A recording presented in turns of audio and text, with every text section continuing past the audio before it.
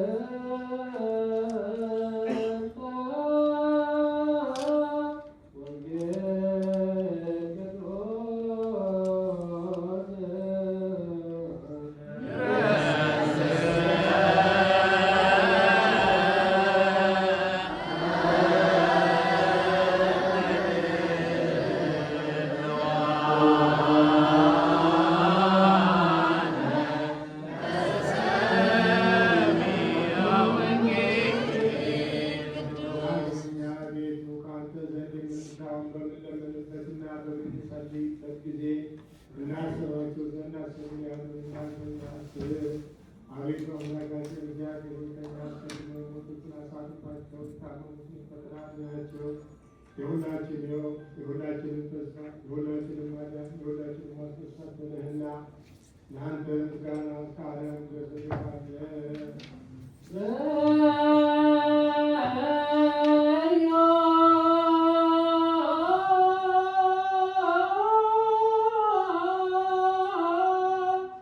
Oh